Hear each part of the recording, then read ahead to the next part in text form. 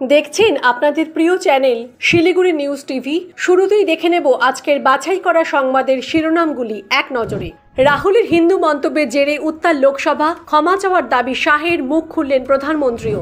বিজেপির লেকচার শুনব না, চোপড়ায় তরুণীকে বেধম মারধরের ঘটনা প্রসঙ্গে বললেন সায়নী। রাত কাটতেই ভোল বদল, তৃণমূলে যোগ দিয়েই সকালে বিজেপিতে ফিরলেন পঞ্চায়েত সদস্য। শপথ গ্রহণ ঘিরে কাটল না জটিলতা, রাজ্যপালকে ফের চিঠি রায়াত সায়ন্তিকার। মানব পাচারের অভিযোগ, বাংলা থেকে বিজেপি নেতাকে ধরল যোগীর পুলিশ।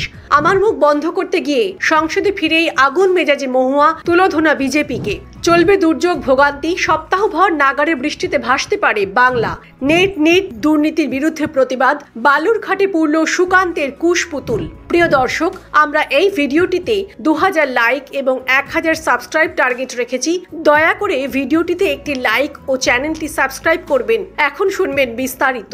লোকসভায় বিরোধী দলনেতা রাহুল গান্ধীর হিন্দু মন্তব্যের জেরে উত্তাল হল লোকসভা। সোমবার রাষ্ট্রপতির প্রারম্ভিক ভাষণ নিয়ে আলোচনায় বক্তব্য রাখতে ওঠেন রাহুল। শাসক জোটের সাংসদদের উদ্দেশ্যে তিনি বলেন, যারা নিজেদের হিন্দু বলেন তারা কেবল হিংসার কথা বলেন, ঘৃণার কথা এবং অসত্য কথা বলেন। তারপরেই ট্রেজারি বেঞ্চ থেকে হইচই শুরু হয়ে যায়। বিজেপি সাংসদেরা রাহুলকে ক্ষমা চাইতে হবে বলে দাবি তোলেন। এমনকি রাহুলের বক্তব্যের মাঝেই নিজের আসন থেকে উঠে দাঁড়িয়ে প্রধানমন্ত্রী নরেন্দ্র মোদী বলেন, গোটা হিন্দু সম্প্রদায়কে হিংসাস্ত্রয়ী বলে দেখে দেওয়া খুব বিপজ্জনক। সোমবার রাহুল শিব, হজরত মোহাম্মদ, গুরু নানক এবং যীশু খ্রিস্টের ছবি দেখিয়ে ভারত এবং অহিংসার ধারণা ব্যাখ্যা করেন। শিবের ছবি দেখিয়ে তিনি বলেন, আপনি যদি প্রভু শিবের ছবি দেখেন তবে বুঝবেন হিন্দুরা কখনো ভয়, হিংসা ছড়াতে পারে না, কিন্তু বিজেপি সর্বক্ষণ ভয়, ঘৃণা ছড়িয়ে বেড়ায়। শিবের অভয় মুদ্রার সঙ্গে কংগ্রেসের নির্বাচনী প্রতীক হাতেরও যোগসূত্র টানেন রাহুল।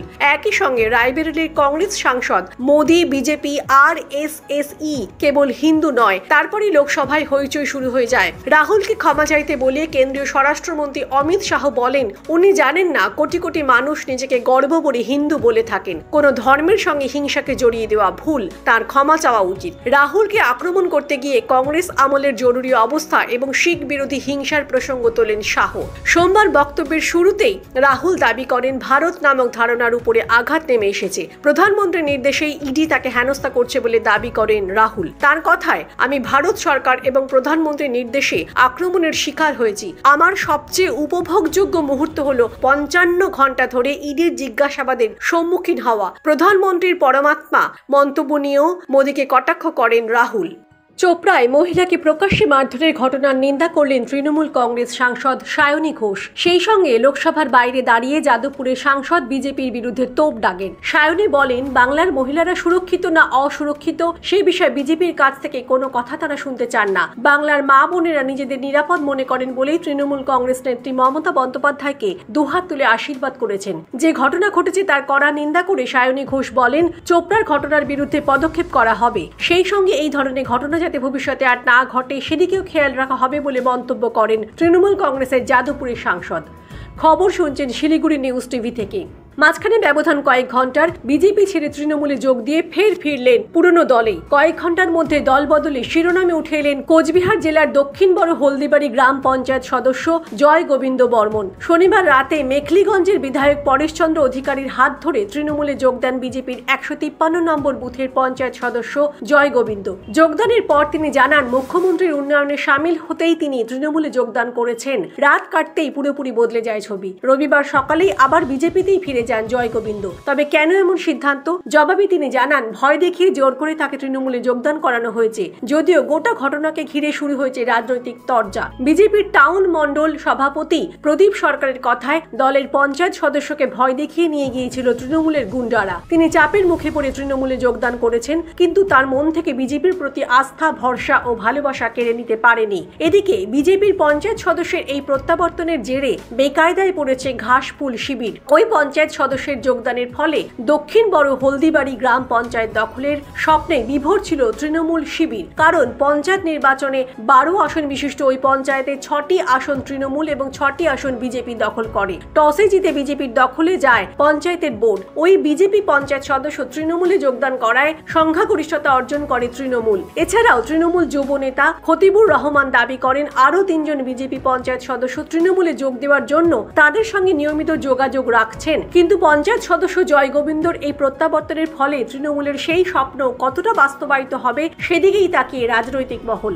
এখনো কাটল না তৃণমূলের দুই নির্বাচিত প্রতিনিধির শপথ গ্রহণের জটিলতা। সোমবার বিকেল ৩টেতেই শেষ হচ্ছে রাজ্যপালকে বেঁধে দেওয়া কুণাল ঘোষের সময়সীমা। সোমবার বিকেল ৩টের মধ্যে শপথ গ্রহণ নিয়ে চূড়ান্ত সিদ্ধান্ত না জানালে আনটোল্ড স্টোরি প্রকাশ করা হবে বলে আগেই জানিয়েছিলেন কুণাল ঘোষ। ফলে নজিরবিহীন ঘটনা কার্যত ঘটতে চলেছে এই শপথ জটিলতা ঘিরে। এদিকে আজকেও বিধানসভায় এসেছেন রায়াত হোসেন সরকার এবং সায়ন্তিকা বন্দ্যোপাধ্যায়। দুজনে বৈঠকও করেন অধ্যক্ষ বিমান বন্দ্যোপাধ্যায়ের সঙ্গে। সূত্রের খবর, দুই নির্বাচিত জনপ্রতিনিধি ফের তাদের শপথ বাক্য পাঠ করানোর আর্জি জানিয়ে রাজ্যপাল সিভি আনন্দ বোসকে চিঠি দিতে বলেছেন। তেমনটা হলে এই নিয়ে রাজ্যপালকে চতুর্থ চিঠি দেবেন দুই নির্বাচিত প্রতিনিধি। এদিন এই প্রসঙ্গে স্পিকার বিমান বন্দ্যোপাধ্যায় ফের রাজ্যপালের কাছে আবেদন জানান রাজ্যপাল আজ আসুন দুই বিধায়কের শপথ গ্রহণ করান। রাজ্যপাল অযথা জেদাজেদি করছেন শপথ নিয়ে। রাজ্যপাল সিভি আনন্দ বোস ইচ্ছাকৃতভাবে শপথ গ্রহণ ফেলে রেখেছেন বলে অভিযোগ শাসক দলের। রাজ্যপালের বিরুদ্ধে তাই বিধানসভার সিঁড়িতে ধর্নায় বসেছেন উপনির্বাচনে জয়ী তৃণমূলের দুই বিধায়ক সায়ন্তিকা বন্দ্যোপাধ্যায় এবং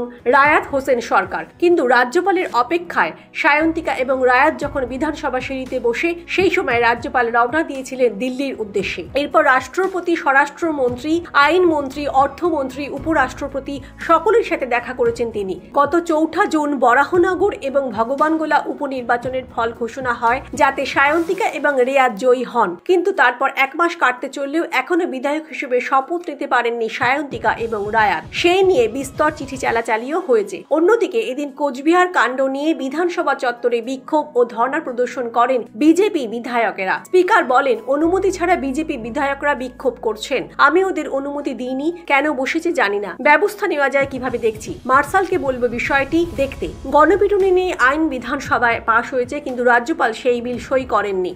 আপনি কোন জেলা থেকে দেখছেন অবশ্যই কমেন্টে জানান। বঙ্গ বিজেপি নেতার জঙ্গি যোগ। যোগী রাজ্য উত্তরপ্রদেশ পুলিশের এটিএস এর হাতে গেরুয়া শিবিরের যুব নেতা। সোমবার উত্তর ২৪ পরগনা বাগদায় অভিযান চালায় অ্যান্টি টেররিস্ট স্কোয়াড বা সন্ত্রাস দমন শাখা। জঙ্গি যোগে বাগদার যুব বিজেপি সাধারণ সম্পাদককে গ্রেপ্তার করে তারা। ট্রানজিট রিমান্ডে বনগাঁ আদালতে তোলা হয়েছে। স্থানীয় ও পুলিশ সূত্রে জানা গিয়েছে ধৃতের নাম বিক্রম রায়, পেশায় টোটো চালক। সোমবার বিকেলে তাকে বাগদার গাঙ্গুলিয়া থেকে ধরা হয়। বিক্রম বাগদার যুব বিজেপির সাধারণ সম্পাদক। সূত্রের দাবি, তার বিরুদ্ধে মানব পাচারের অভিযোগ রয়েছে, তবে নাশকতামূলক কার্যকলাপেও তার নাম জড়িয়েছে বলে খবর। সেই সূত্রে উত্তরপ্রদেশের এটিএস বিক্রমকে গ্রেপ্তার করেছে। আজই তাকে আদালতে তোলা হয়েছে। গ্রেপ্তারি প্রসঙ্গে বনগাঁ সাংগঠনিক জেলা তৃণমূল সভাপতি বিশ্বজিৎ দাস বলেন, এরা প্রচুর রোহিঙ্গাদের দেশে ঢুকিয়ে আধার কার্ড, ভোটার কার্ড করে দিয়েছে, দেশ বিরোধী কাজ করছে, আর এদেরই দলের গুরুত্বপূর্ণ পদে বসাচ্ছে বিজেপি। পাল্টা দিয়েছে বিজেপি বনগাঁ সাংগঠনিক জেলা সভাপতি দেবদাস মণ্ডল। তার কথায়, বিক্রম গরিব ঘরের ছেলে, টোটো চালায়, কোনো যাত্রী হয়তো ধরা পড়েছে, তার সঙ্গে ওর ফোনে কথা হয়েছিল, সেই সূত্রেই ওকে নিয়ে যাচ্ছে। তার আরো দাবি, বিনা দোষে কোনো গরিব ছেলেকে গ্রেপ্তার করা যাবে না, তবে যদি দোষ প্রমাণিত হয় তবে আইনের পথে চলবে।